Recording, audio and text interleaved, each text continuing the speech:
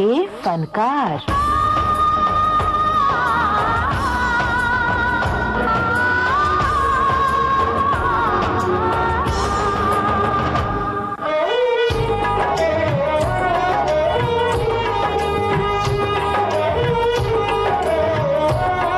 सुनने वालों को यूनुस खान का नमस्कार।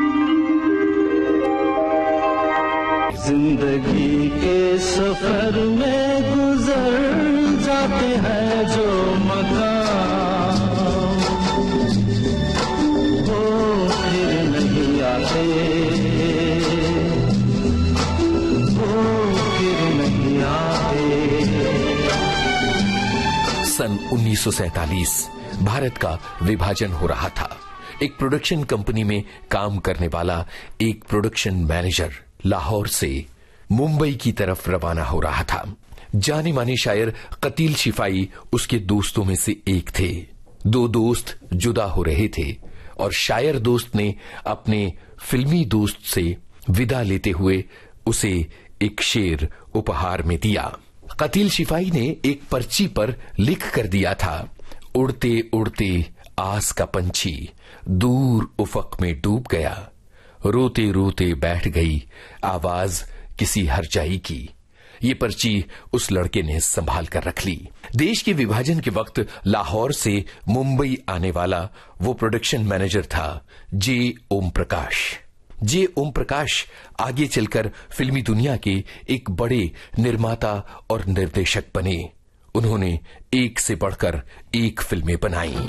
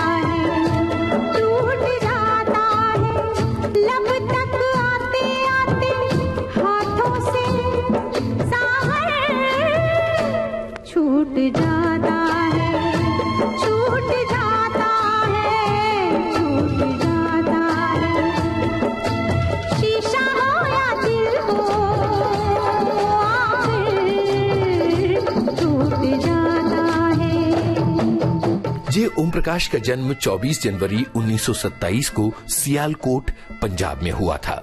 हम उन दिनों की बात कर रहे हैं जब भारत अविभाजित था। ओम प्रकाश के पिता लाहौर के एक स्कूल में टीचर थे और उन्होंने हमेशा अपने बच्चों को उसूल सिखाए। उन्होंने सिखाया कि जिंदगी में तमाम उपलब्धियों से बढ़कर हैं आपके उसूल। पिता हमेशा बेटे से कहा करते थे कि आपको हमेशा जिंदगी में सीखते रहना है। ज्ञान की प्यास कभी खत्म नहीं होनी चाहिए और कभी ये मत मानो कि तुमने सब कुछ जान लिया है। और जानने की लालसा जिंदगी में बनाए रखना, देखना तुम आगे बढ़ते चले जाओगे। अपनी पढ़ाई खत्म करने के बाद ओम प्रकाश लाहौर में एक फिल्म प्रोड्यूसर के दफ्तर में क्लर्क बन गए। बहुत लगन के साथ काम किया और फिर वो मैनेजर की पोस्ट तक पहुंचे। यानी धीरे धीरे उनकी तरक्की होती चली गई। दिल मेरा एक आस का पंछी उड़ता है ऊंचे गगन पर, पहुंचेगा एक दिन कभी तो चांद की उजली जमी पर। दिल मेरा एक आस का पंछी उड़ता है ऊंचे गगन पर, पहुंचेगा एक दिन कभी तो चांद की उजली जमी पर। दिल मेरा एक आस का पंछी। हमने आपको बताया कि विभाजन के बाद जे ओम प्रकाश मुंबई आ गए।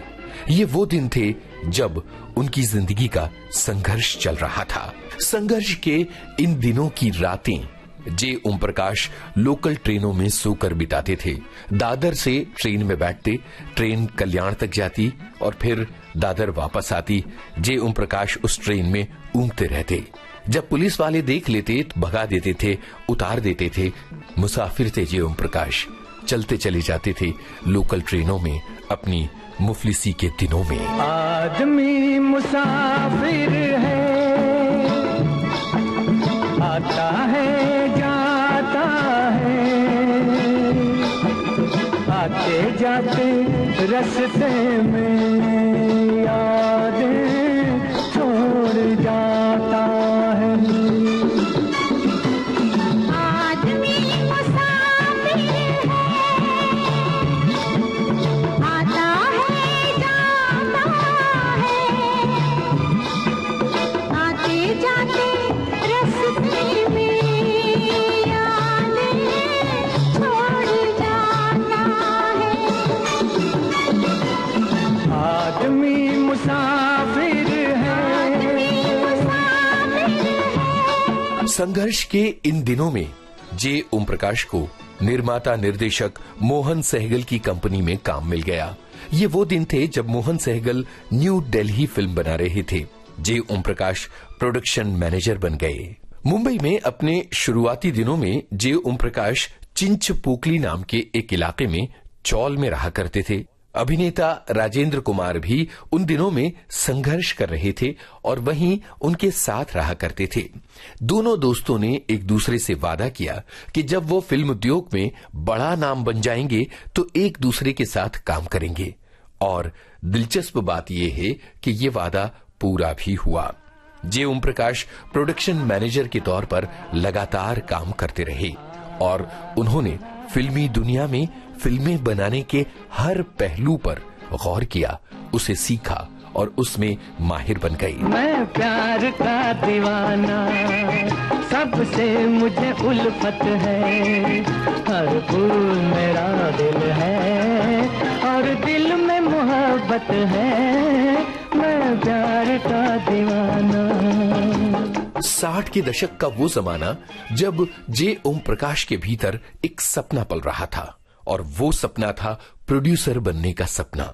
उन्होंने आसपास खोजबीन शुरू की कि कोई ऐसा फाइनेंसर हो जो पैसे लगाने के लिए राजी हो जाए और उनकी फिल्म बन जाए। बहुत संघर्ष के बाद जब कहीं कोई उम्मीद नहीं बची थी, अचानक एक दिन फाइनेंसर का फोन आया। वो फिल्म में पैसा लगाने के लिए राजी हो गए। इस तरह से 60 के दशक में जे ओम प्रकाश ने अपना प्रोडक्शन हाउस बनाया, फिल्म युग। फिल्म युग की पहली फिल्म आई आस का पंछी।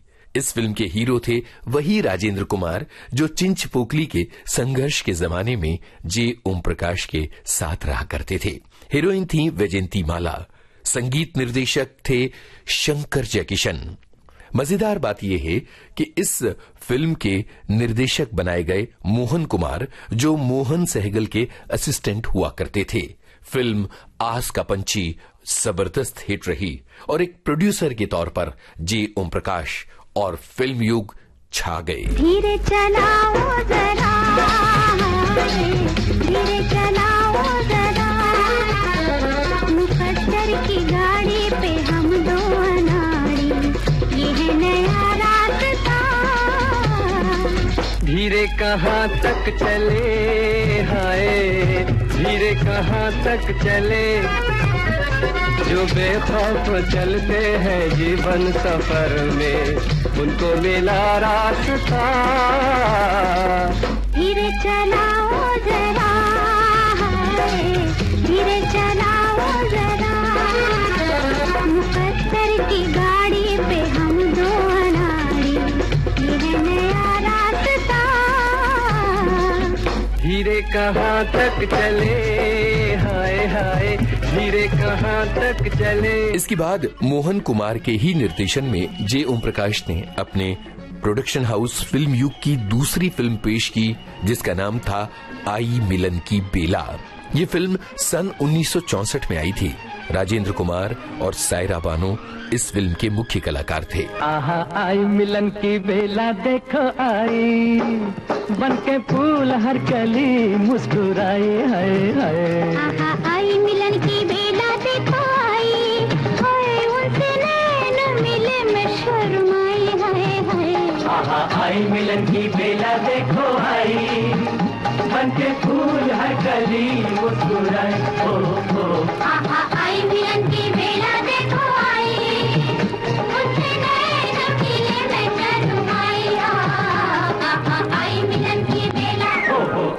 मिलन की बेला, आए मिलन की बेला। सन 1966 में जे ओम प्रकाश ने एक नए निर्देशक को मौका दिया। ये निर्देशक थे रघुनाथ झालानी, जो उन दिनों में बिमल रॉय के असिस्टेंट हुआ करते थे। रघुनाथ झालानी ने बनाई आए दिन बहार के। मुख्य कलाकार थे धर्मेंद्र और आशा पारेख। सुनो सजना पपीहने, सुनो सजना पपीहने, कहा सबसे पुकार के संभल जाओ, चमन वालों संभल जाओ, चमन वालों के आए दिन बहार के, सुनो सजना, सुनो सजना। सन 1969 में रघुनाथ झालानी ने ही बनाई आया सावन झूम के। ये भी जे ओम प्रकाश की एक बहुत जबरदस्त फिल्म थी। काहे सामने सबके बालमवा तुझे जालमवा, काहे सामने सबके बालमवा तुझे जालमवा, काहे फेंके नजर की डोरी तू लुक छुप के गोरी। गजरा है, गजरा हाय बड़ी बिखरा जाए मेरा गजरा, मच गई धूम के आया सावन झूम के, आया सावन झूम के। आपको बता दें कि जे ओम प्रकाश अक्सर ही नई प्रतिभाओं को मौका दिया करते थे। उन्होंने रघुनाथ झालानी को मौका दिया बतौर निर्देशक, जिन्होंने आए दिन बहार के बनाई। रघुनाथ झालानी बिमल रॉय के सहायक निर्देशक हुआ करते थे। इसी तरह उन्होंने मुकुल दत्त को मौका दिया और निर्देशन की दुनिया में उनका पहला कदम बना आन मिलो सजना। ढूंढते तो है तारों की छाँव में, कितने कांटे चुभे मेरे पाँव में, तूने सूरत दिखाई न जालमा, पर रेडी माँ रह के गाँव में।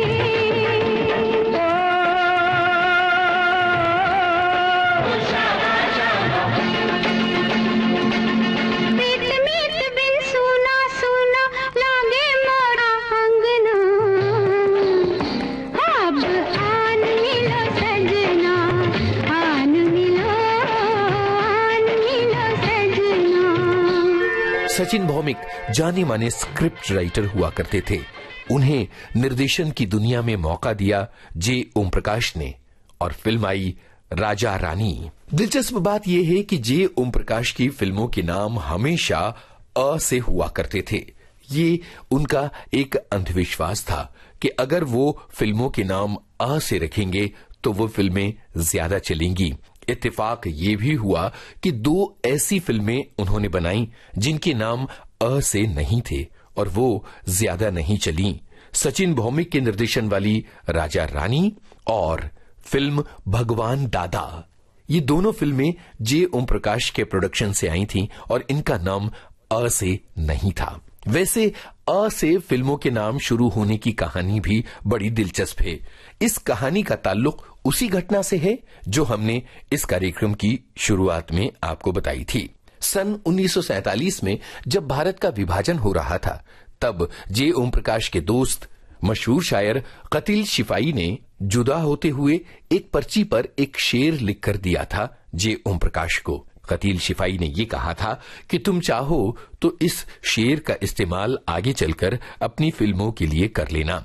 सन 1960 के जमाने में जब जे ओम प्रकाश प्रोड्यूसर बने और अपनी पहली फिल्म बनाने लगे, तो जो कहानी उनके पास थी वो थी एक नौजवान की कहानी जो फौज में जाना चाहता है और उसके परिवार वाले इसके लिए राजी नहीं हैं। इस फिल्म का नाम उन्होंने कतील शिफाई के इस शेर में से ही लिया, आस का पंछी।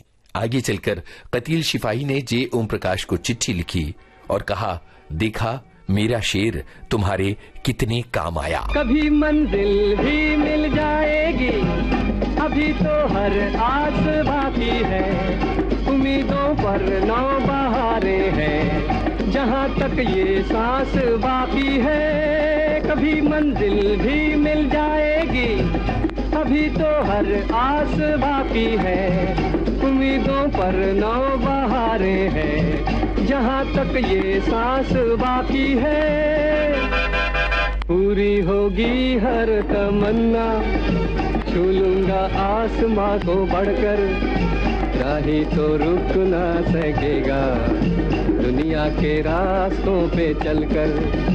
दिल मेरा एक आस का पंछी, उड़ता है ऊंचे गगन पर, पहुंचेगा एक दिन कभी तो चांद की उजली जमीन पर।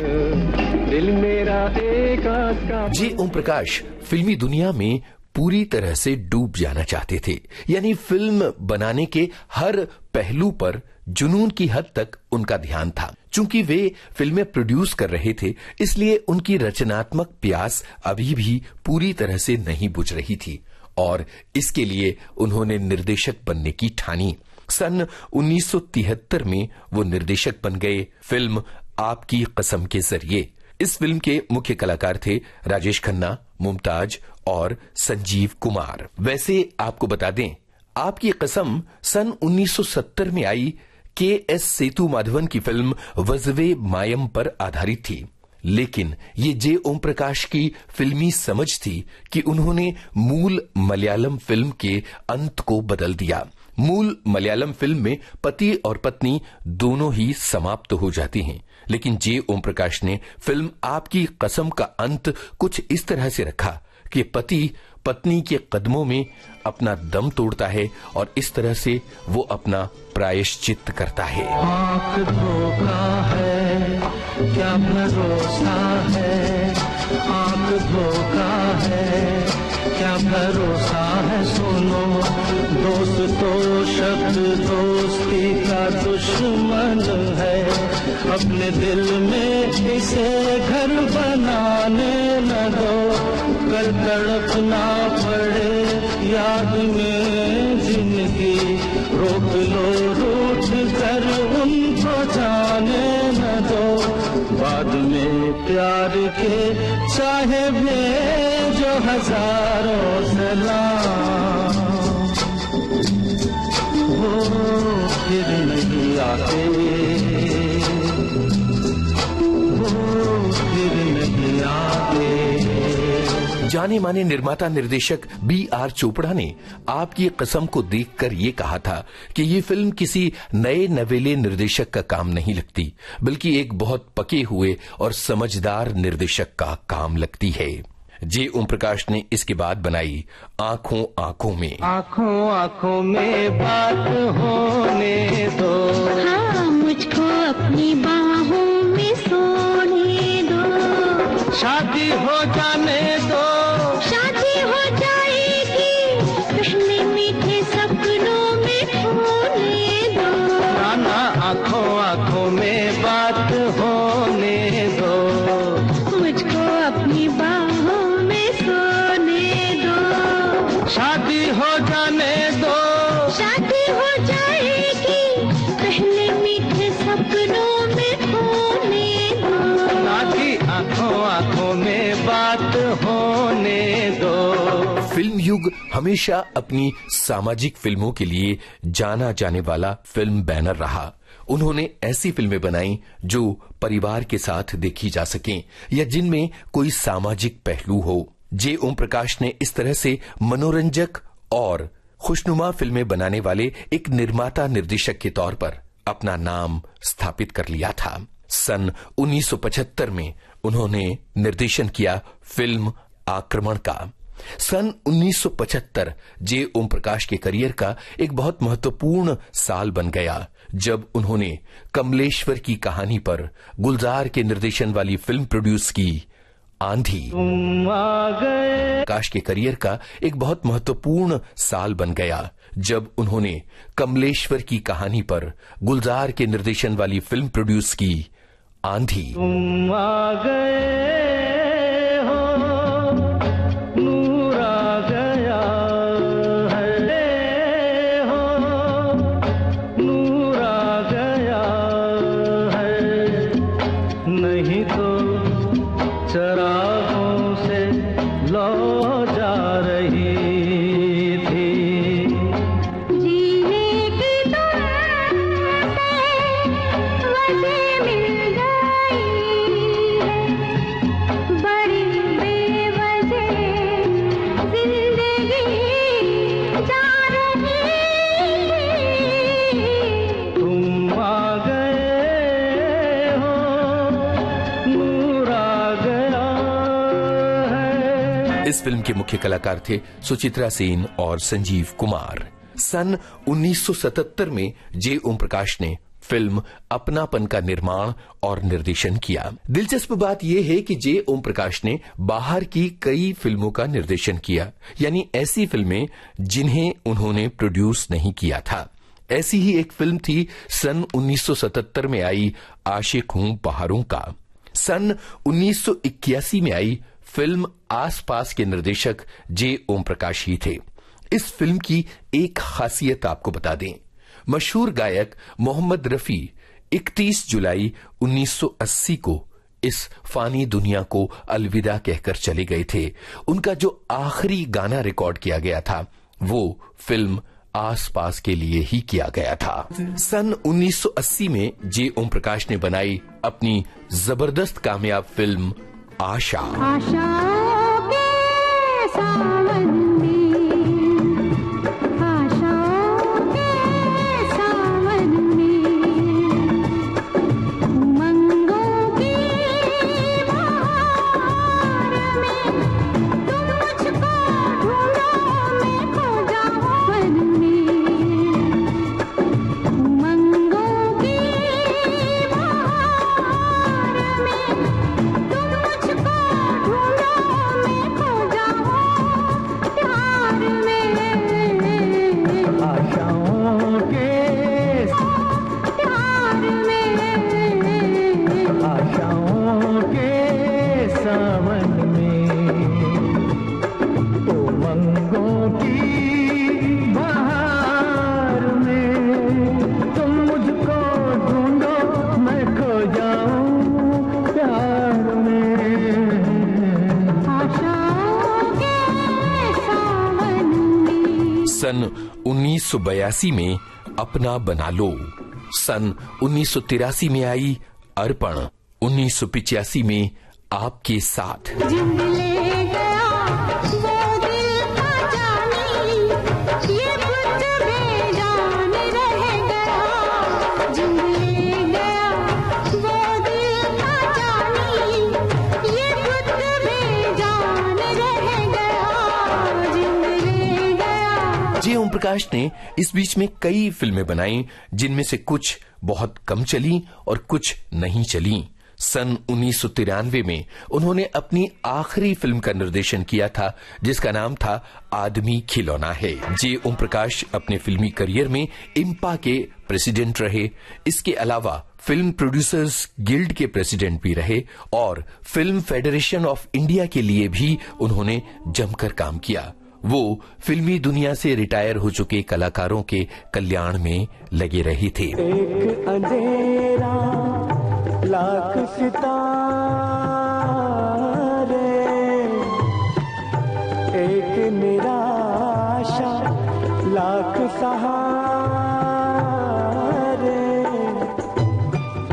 सबसे बड़ी सौगात है जीवन, नादा है जो जीवन से हारे। एक अंधेरा लाख सितारे। 7 अगस्त 2019 को जे ओम प्रकाश ने इस फानी दुनिया को अलविदा कह दिया। दुख से अगर पहचान न हो तो कैसा सुख और कैसी खुशियाँ। तूफानों से लड़ कर तो लगते हैं साहिल कितने प्यारे। एक अंधेरा लाख सितारे, एक निराशा लाख सहारे। सबसे बड़ी सौगात है जीवन, नादा है जो जीवन से हारे। एक अंधेरा लाख सितारे। आप सुन रहे थे निर्माता निर्देशक जी ओम प्रकाश पर केंद्रित आज के फनकार कार्यक्रम। शोध, आलेख और स्वर यूनुस खान, संपादन आकांक्षा सिंह, प्रस्तुति मनीषा जैन।